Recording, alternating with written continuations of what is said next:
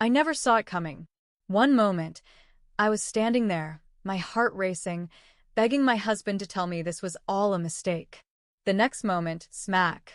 His mother's hand struck my face so hard that my vision blurred, and my head snapped to the side. For a second, everything around me spun. My skin burned, but the real pain wasn't from the slap. It was from the truth. They had planned this. They had been waiting for this moment. My husband didn't flinch. He didn't stop her. He just stood there, watching, as if I was nothing. As if I had never mattered. But what they didn't know was that this wasn't the end of my story. It was just the beginning. My name is Lena Carter, and I am 27 years old.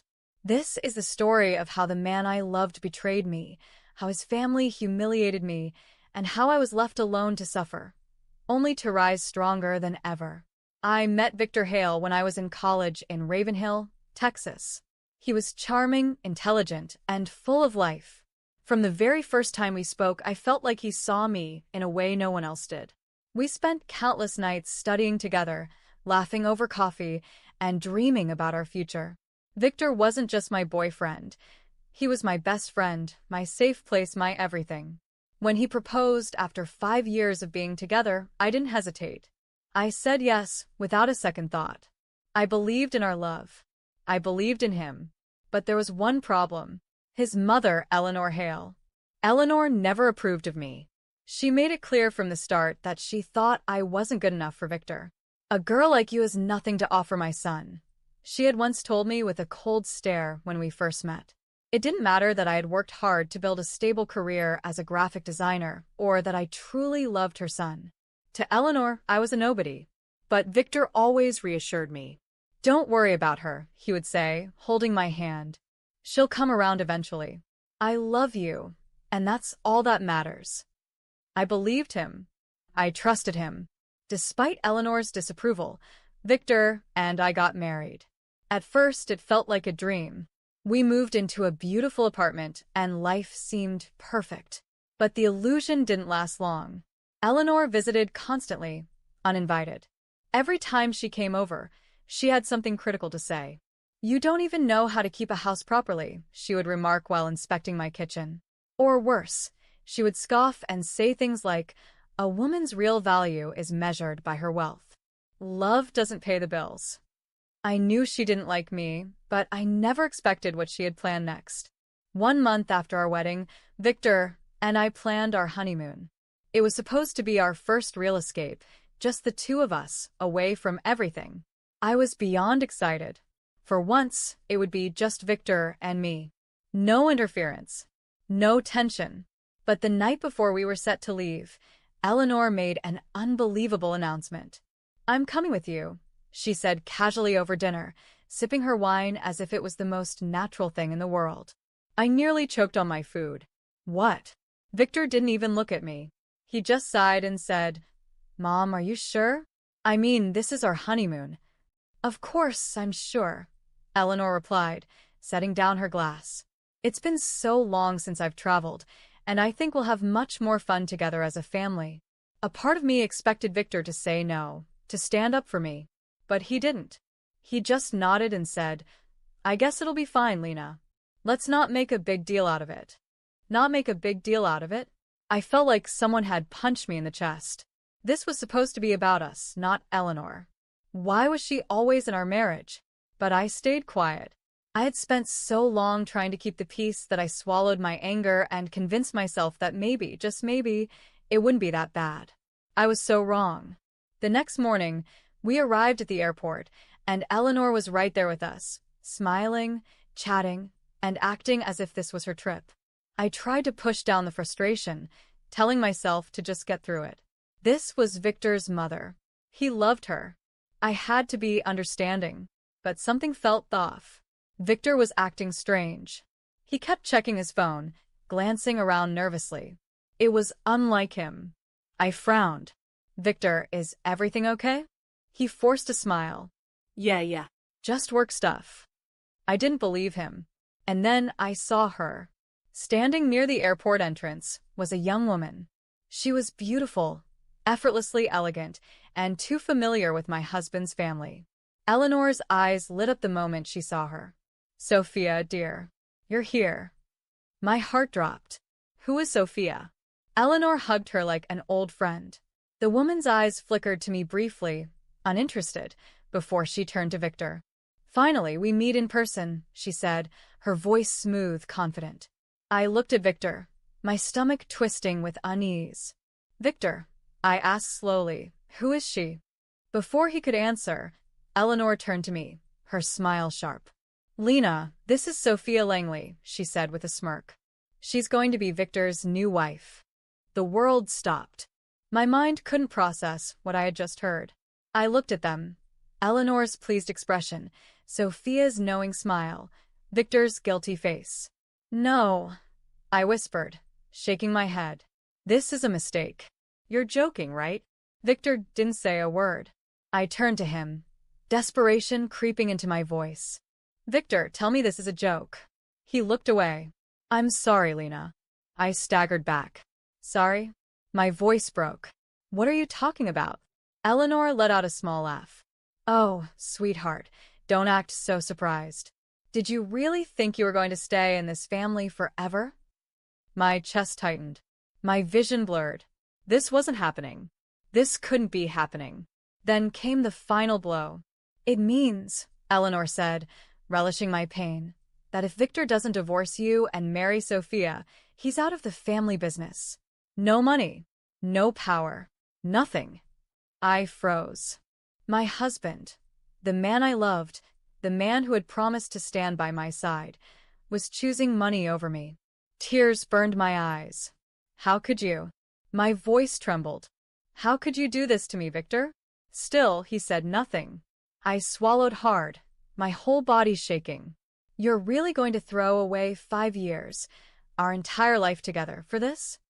Victor clenched his jaw, but didn't respond. And then, before I could say another word, Eleanor slapped me. Hard.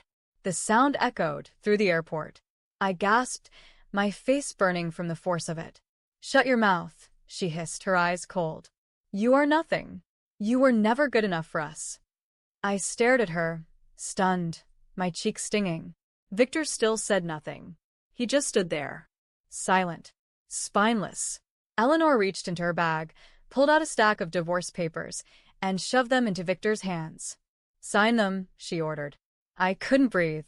I couldn't move. And just like that, without hesitation, Victor took the pen and signed them. Right there. Right in front of me. Sophia stepped closer, resting her hand on Victor's arm, victorious. Come on, darling, she purred. We have a wedding to plan. I felt like I was going to collapse. Victor, my husband, left with her. Eleanor followed, pausing only to roll down the car window and sneer at me one last time. There's no place for cheap girls like you in our family. Then they drove away, leaving me alone, abandoned, destroyed. I stood frozen in place, my heart ripped apart, my world shattered. Tears ran down my face as I struggled to breathe. But as the pain consumed me, something inside me changed. They thought they could break me. They thought they could walk away, without consequences. They had no idea who they were messing with. I don't know how long I stood there. Minutes? Hours? It didn't matter. People passed by, some throwing me curious glances, but I didn't care. I felt numb. Victor was gone. My marriage was over. And worst of all, I had been discarded like trash in the most humiliating way possible. The slap still burned on my cheek, but it was nothing compared to the pain in my chest. I had loved him, trusted him, built a life with him, and in an instant he had thrown it all away. The reality of what had just happened crashed over me like a tidal wave, and suddenly, my legs gave out. I collapsed onto a nearby bench, burying my face in my hands as silent sobs racked my body. For the first time in my life, I was completely alone. And then, through the haze of my heartbreak, I remembered. Ryan, my brother, my only family. With shaking hands, I pulled out my phone and dialed his number. It rang once, twice, and then, Lena? His voice was sharp with concern. What's wrong? I opened my mouth to speak, but nothing came out. A choked sob escaped instead. Lena, he repeated, his voice hardening. What happened? Are you okay? I inhaled shakily, my voice barely above a whisper. He left me, Ryan. Victor left me for someone else. Silence. Then, in a low, controlled voice, Ryan asked, Where are you? I gave him the airport address, my fingers trembling. Before I could even say anything else, he cut in, Stay right there. I'm coming. Then the line went dead. I sat there, staring blankly ahead, my body still in shock. Minutes passed, maybe longer, until I finally saw him, Ryan, pushing through the airport crowd, his face filled with urgency. The moment he reached me, he crouched down, gripping my shoulders. Tell me everything. Through my sobs, I told him how Eleanor had orchestrated the entire thing, how Sophia had been waiting for her chance, how Victor had signed the divorce papers without a second thought. When I finished, Ryan's jaw was clenched so tightly I thought he might break his teeth. His hands curled into fists, his whole body stiff with fury. That bastard, he spat. That absolute bastard. I wiped my face, my voice hollow. What am I supposed to do now, Ryan? He destroyed me. He took everything from me and walked away like I was nothing. Ryan took a deep breath, his expression turning dangerously calm. You're not going to sit here and cry. That's for damn sure. You're going to fight back. I frowned. Fight back? How? His eyes burned with determination. We're going to find out everything about Eleanor, Sophia, and Victor. There's no way they're as perfect as they pretend to be. You think a woman like Sophia just magically appears, and Eleanor suddenly decides she's the perfect daughter-in-law? No. Something doesn't add up. For the first time since this nightmare began, a small spark of hope ignited inside me. He was right. Eleanor had orchestrated this whole thing too perfectly. There had to be something. Some weakness. Some secret that could bring them down. Ryan pulled out his phone and dialed a number. I blinked. Who are you calling? He gave me a sharp look. A private investigator. Someone I've worked with before. I stared at him. You've worked with a private investigator before? Ryan shrugged. I have my reasons. I didn't ask. I didn't care. All I knew was that I was done being the victim. Within an hour, Ryan's contact had agreed to take the case. We gave him every detail we had: Victor, Eleanor, Sophia, their business, their connections. And now all we had to do was wait. Ryan took me back to his apartment. I sat in his living room, numb but determined. After a long silence, he asked, Do you still love him? The question caught me off guard.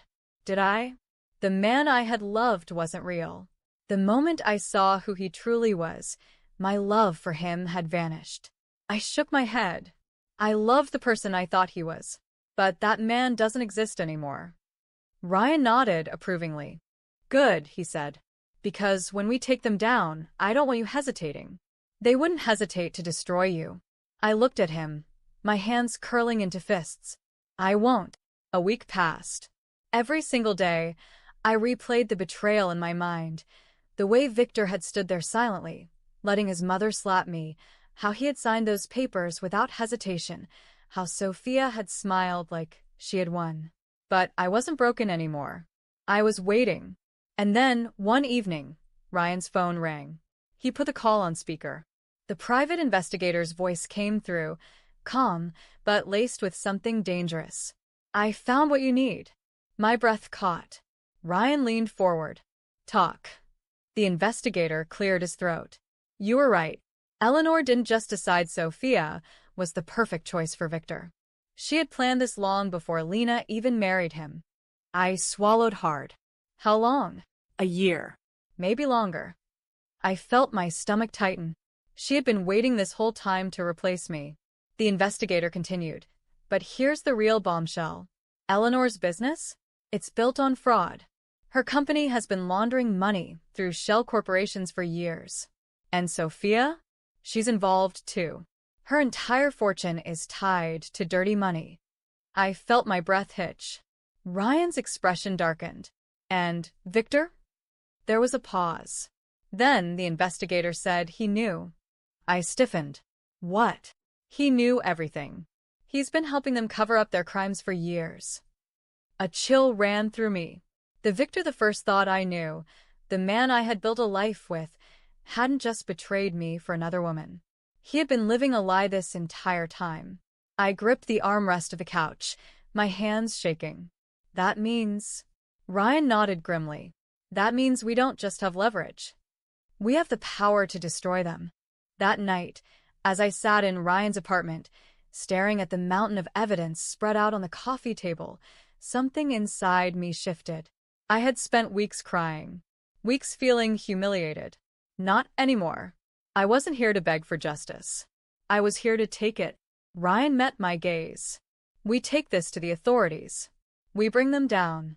I exhaled slowly, then nodded. Let's do it. Ryan immediately started making calls. Within hours, we had arranged a meeting with law enforcement. A plan was set in motion. A raid was scheduled. Soon, Eleanor, Victor, and Sophia would have nowhere to run. The morning of the raid, I stood beside Ryan outside a government office, watching as law enforcement finalized their preparations. My heart pounded in my chest, not with fear, not with heartbreak, but with something much stronger. Determination. For weeks, I had been powerless. But today, that ended. Today, Victor, Eleanor, and Sophia would face the consequences of everything they had done. Ryan handed me a cup of coffee. You okay? I nodded, gripping the warm cup. I will be after today. The police had been watching them for days, tracking their movements. Their main illegal dealings were handled in a private warehouse just outside the city.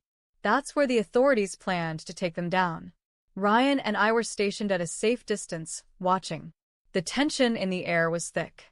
My fingers tightened around my coffee cup as I saw a sleek black car pull up outside the warehouse. Even from where I stood, I recognized them. Eleanor. Sophia. Victor.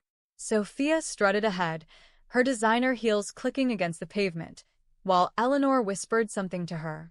Victor trailed behind them, looking nervous. They have no idea what's coming. Ryan muttered beside me. You ready? I didn't answer. I just watched. The warehouse door shut behind them. Seconds later, the police moved in. Sirens blared. Officers stormed inside, their weapons drawn, surrounding them before they could even react. Through the surveillance feed on a nearby monitor, I saw everything. Eleanor's face turned pale with shock. Sophia froze in place, her lips parting in disbelief. And Victor? He panicked. The officers shouted commands, forcing them to the ground. Eleanor tried to argue, but she was in handcuffs within seconds. Sophia screamed in protest. Victor looked terrified. For the first time since he had betrayed me, he was powerless. And for the first time in weeks, I felt free. Hours later, Ryan and I were at the police station, providing statements. I stared through the glass window separating me from the holding cells. Eleanor sat stiffly, her face expressionless. Sophia paced back and forth, cursing under her breath. And Victor? He sat with his head in his hands. A police officer approached me. Would you like to speak with them before the trial? I hesitated. Then I nodded. I wanted to look them in the eyes, one last time. Ryan gave me a warning look. Don't let them get to you. I took a deep breath and walked inside. As I stepped into the holding cell, the air felt heavy with tension. The moment Victor saw me, he stood up, his eyes wild with desperation. Lena, he breathed. You did this. I crossed my arms, my voice steady. No, Victor. You did this to yourself. His face twisted in frustration. You don't understand. Eleanor forced me into everything. I had no choice. I let out a short, bitter laugh. No choice. I took a step closer. That's funny, because I remember you having a choice the day you signed those divorce papers and left me standing alone in an airport. He flinched. I held his gaze. You didn't just betray me, Victor. You sold your soul. And now you're paying for it.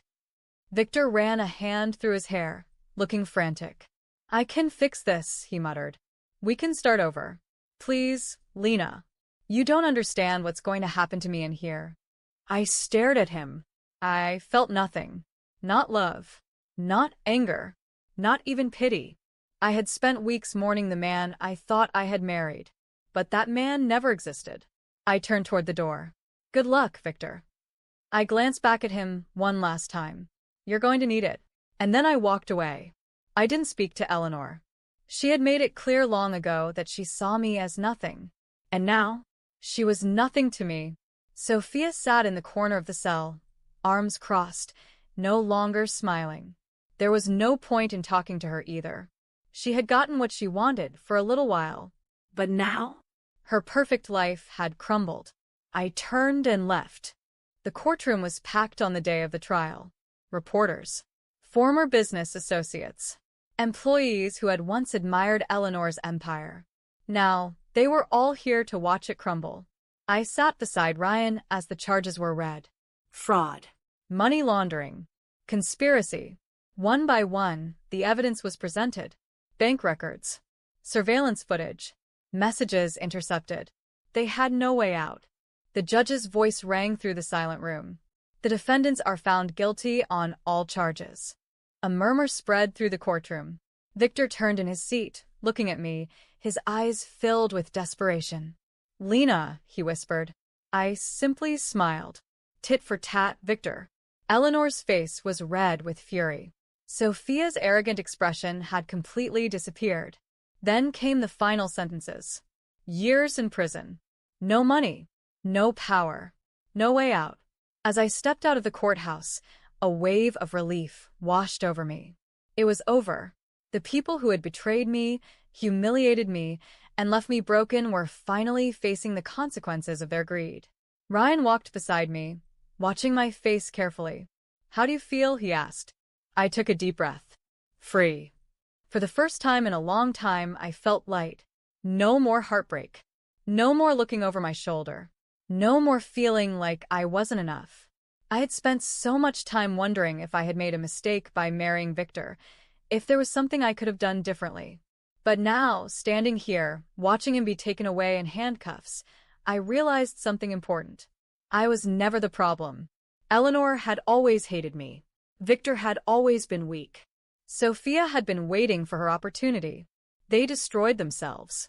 I just made sure they didn't get away with it. A few weeks later, my life slowly started falling back into place. I moved into my own apartment, one that belonged to me and no one else. I started focusing on my career again, rebuilding the dreams that had been put on hold because of my marriage. Victor had once told me that I was nothing without him. But the truth was, I was better without him. Eleanor and Sophia had thought they could destroy me. Instead, I had watched them destroy themselves. Every now and then, I would hear updates about Victor. He was struggling in prison, cut off from the luxury he had once enjoyed. His old business partners had turned against him, and with Eleanor and Sophia locked up, he had no one left to protect him. Ryan and I would hear rumors. How he begged former friends for help. How he regretted everything. How he wished he had never left me. But I didn't care. I had wasted enough time caring about Victor. One evening, as I was leaving work, my phone rang. An unknown number. I hesitated before answering. Hello. There was silence. Then, a voice I hadn't heard in a long time. Lena, it's me. I stopped walking. The voice was hoarse. Weaker than I remembered. But I knew exactly who it was. Victor. I clenched my jaw. What do you want? There was a long pause. I just wanted to hear your voice, he admitted. I wanted to say I'm sorry. A strange mix of emotions ran through me. Anger, pity, disbelief. He sounded broken, desperate. But I wasn't the same woman he had abandoned. I wasn't the woman who had begged him not to leave. I had no more tears for him. I exhaled, my grip tightening on the phone. It's too late for that, Victor. He sighed.